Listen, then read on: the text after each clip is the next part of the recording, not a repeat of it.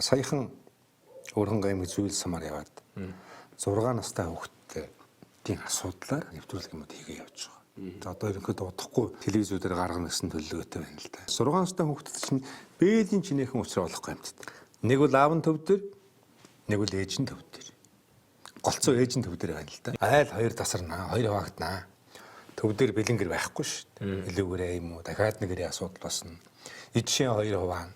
Хөдөө үлдсэн ганц би ярих хүн яах вэ? Малаа элцээлүүлчихэд орж ий цайгаа уушдаг гэсэн бол нөгөөх нь байхгүй. Гэртээ орж им гадаа гарч ир. Ийм зарчмаар яаж байгаа учраас тэнд хүн зутарна. Энэ гэр бүлийн асуудалд нөлөөлөл. Гэхдээ одоо эн чинь 6 настай хүүхэдтэй хүн бодъё л та тийм. Тэгэхээр хэдэн насны хүмүүс байх вэ? За 25-аас нэг 45 орчим насны хүмүүс байх байх. Энэ хууль гаргасан хүмүүсийг 25-аас 40 наснд нэг эхнэргүй нэг 20-д үсэх хийсэн тийм. Гэхдээ зүгээр хамгийн энгийн юм ярих.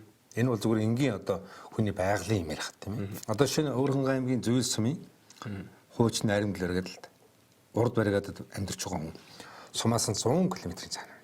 Тэг яах юм? Ирэхэд нэг өдөр очиход нэг өдөр. Малаа яах юм? Хэн харах юм? Амьдрал одоо шиг хэцүү шттэ. Хөрн энээс болж салсан жишээ бас байна. Энийг эхнээс нь хийхдээ баахан хүний амьдрал буснуулаад тоглоом юм уу? Судалж болдгоо юм уу? Монгол ах үед байж болдгоо юм уу? Нэг талдаа бол 6 настай хүүхдийн асуудал юм шиг мөртлөө нөгөө талдаа хүний ахуй амьдралыг дэсчгээр нь босуулаа хийж байгаа байхгүй. Би Японы жишээг мэднэ, Германы жишээг мэдэж байна. Барууны бас ус цармын жишээг мэдэж байна. Япон бол 7. 3 сарын 31-нд тэр хүүхэд бүтэн 7-оос хүрээгүй байвал мөн үү? Авахгүй л гэж байгаа байхгүй. Юм да тийм чамбаа хандж байна. Ард түмний амьдрал байдал юм да уламжлалаа тэгж сайн ойлгож сахиж байна.